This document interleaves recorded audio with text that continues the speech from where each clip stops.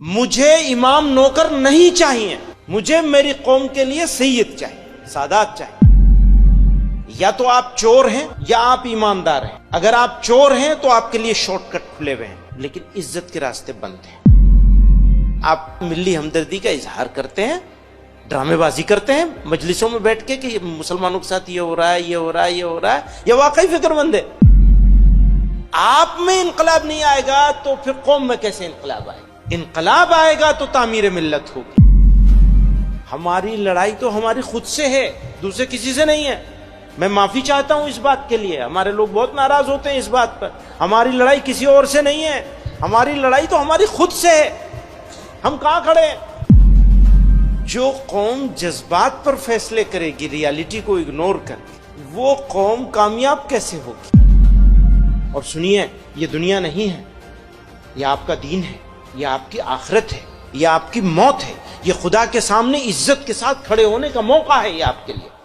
مجھے امام نوکر نہیں چاہیے، مجھے میری قوم کے لیے سید چاہیے، سادات چاہیے، جو قوم کی سیادت کریں، قیادت کریں۔ امام نماز کا امام نہیں ہے، قوم کا اور ملت کا قائد ہے، سید القوم ہے۔ اب سید قوم کو خادم بننا پڑے گا تو سید قوم ہوگا۔ اس نے امامت تو کر لی، سیادت چھوڑ دی۔ سیادت چھوڑ دی تو قیادت بھی گئی اور امامت بھی نوکری ہو گئی۔ ضرورت ہے انقلاب کی، اور انقلاب آتا ہے افراد سے۔ افراد کو تیار کرتے ہیں قائدین، اور قائد نکل کے آتے ہیں ملت میں سے۔ یہ تو بہت قیمتی آدمی ہیں، یہ آپ کو فری میں مل گئے۔ ایک مہینے کا 20 لاکھ روپے ان کو یہ چارج کریں تو سستے ہیں، پھر بھی سستے ہیں، کیونکہ جو اسپرٹ یہ پیدا کر سکتے ہیں بشرطے کہ ریسیور ہو۔ کوئی آدمی چھلنی لے کے آئے گا تو بتاؤ اس میں روح افزا کیسے ٹکے گا؟ بندہ روح افزا بانٹ رہا ہے، آپ چھلنی لے کے کھڑے ہوئے ہیں، تو کیا ملے گا آپ کو؟ آپ کے پاس برتن ہونا چاہیے۔ جتنا بڑا برتن ہوگا اتنا زیادہ فائدہ اٹھا لیں گے۔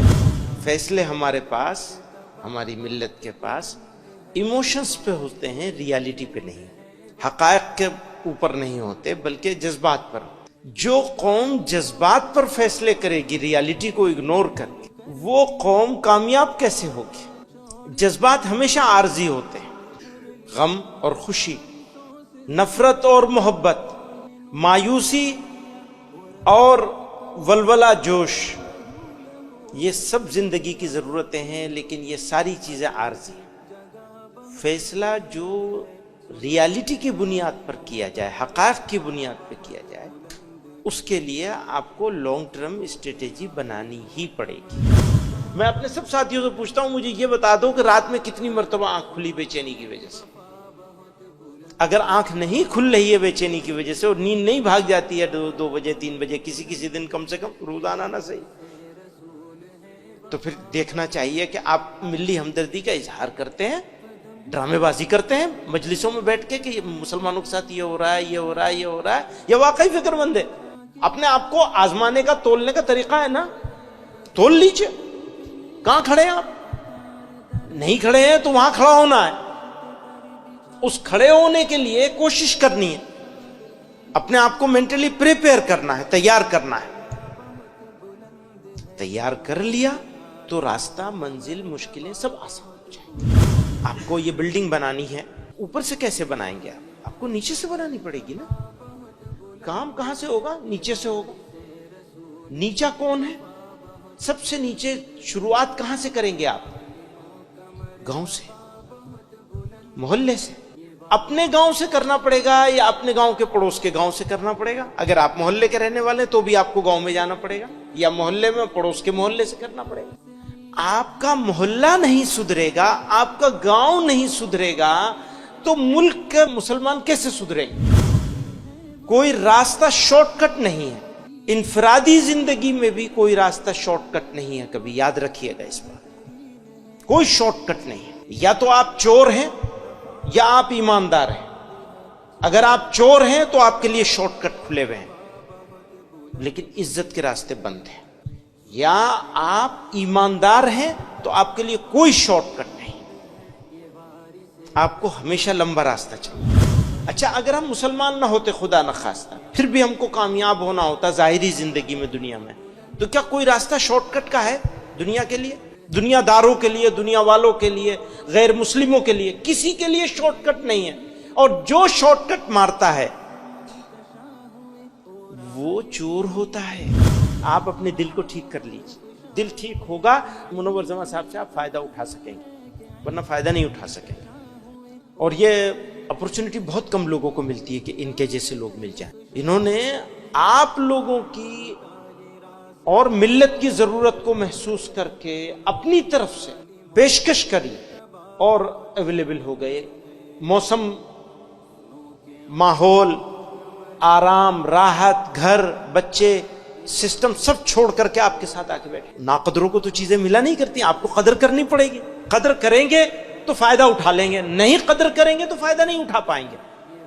اچھا ناقدروں کے مقدر میں اللہ تعالیٰ نے ہی مہر رکھ دی ہے، قدردان لوگ ہی فائدہ اٹھا سکتے ہیں، ورنہ تو بہانے ہزار ہیں.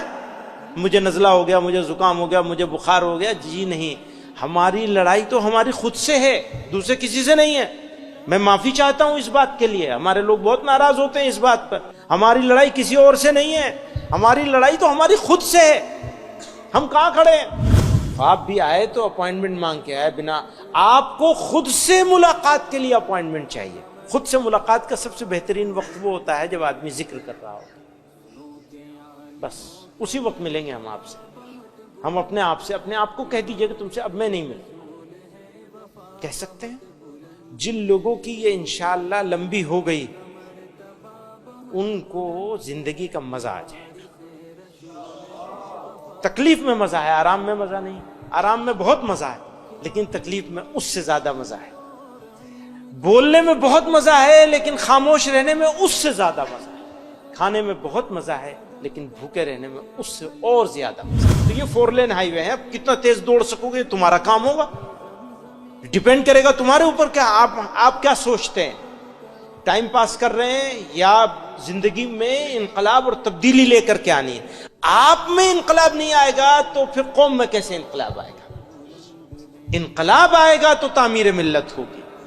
اور سنیے، یہ دنیا نہیں ہے، یہ آپ کا دین ہے، یہ آپ کی آخرت ہے، یہ آپ کی موت ہے. یہ خدا کے سامنے عزت کے ساتھ کھڑے ہونے کا موقع ہے. یہ آپ کے لیے یہ دنیا نہیں ہے جو آپ انگلش سیکھ رہے ہیں، زبان سیکھ رہے ہیں، آپ کو تربیت کی کوشش کری جا رہی ہے. یہ آخرت ہی کے لیے ہے، دنیا کے لیے کچھ نہیں. البتہ اللہ تعالیٰ دنیا میں آپ کو بدلے میں عزت ضرور عطا کریں گے. اللہ تعالیٰ آپ کو ضائع نہیں کریں گے، بشرطے کہ اللہ تعالیٰ کے ساتھ آپ کا رابطہ. شاعر نے کہا کارواں کو منزلوں کا انتظار ہے، کارواں کو منزلوں کا انتظار ہے. میں کہتا ہوں منزلوں کو کارواں کا انتظار ہے. اللہ میاں انتظار میں بیٹھے ہیں، ان کا دروازہ بند نہیں کھلا ہوا ہے، وہ آپ کے انتظار میں ہے. تبھی تو فرمایا کہ تم 1 قدم چلو گے تو میں 10 قدم چلوں گا. تم 1 قدم چلو گے تو میں 10 قدم چلوں گا. آپ کو 1 قدم چلنا ہے بس، پھر تو وہ آپ کو اپنی رحمتوں سے گھیر لیں گے. ہم ان کے شکر گزار ہیں، بہت احسان مند ہوں. میں ذاتی طور پر بہت احسان مند ہوں اور میں یہ امید کرتا ہوں کہ یہ صرف ابھی نہیں، آگے بھی آپ لوگوں کی سرپرستی کرتے رہیں گے، آگے بڑھنے کے راستے. اور آدمی کو جج مت کیا کرو پلیز. کبھی کسی آدمی کو ججمنٹل مت بنو. ججمنٹل سمجھتے ہیں نا؟ آدمیوں کے بارے میں فیصلہ کرنا. مثلا کوئی کہے گا یہ تو فوٹو بنانے کے چکر میں رہتے ہیں. ہاں بنانے دیجئے آپ ان کو، اس لیے کہ ان کو لاکھوں لوگوں تک پہنچنا. آپ ان کو ان کا کام کرنے دیجئے، آپ جج مت کیجئے ان کو. آپ یہ مت سمجھیے کہ یہ دنیا کے دکھاوے کے لیے کر رہے ہیں. آپ تو ان کے بارے میں وہی رائے رکھیے جو آپ اپنے بارے میں رکھنا چاہتے ہیں. دوسروں کو دیکھنا بند کر دیجیے، اپنے آپ کو دیکھیے. جو چیز آپ دوسروں میں تلاشتے ہیں وہ اپنے میں تلاشیے، اور جو اپنے بارے میں سمجھتے ہیں وہ دوسروں کے بارے میں سمجھنا شروع کر دیجیے. بدل دیجیے اپنے آپ کو، جگہ بدل لیجیے. آپ ان کی جگہ پہ آ جائیے اور ان کو اپنی جگہ پہ رکھ لیجیے. اس معاملے میں جہاں ججمنٹل، پوری قوم میری ججمنٹ کرنے لگی.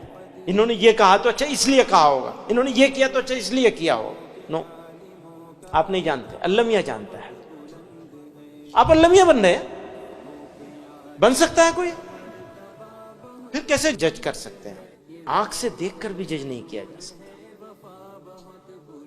کئی مرتبہ آنکھ سے دیکھی ہوئی چیز بھی غلط ہو جاتی ہے، کیونکہ دل کا معاملہ تو اللہ ہی کے ہاتھ میں ہے بس.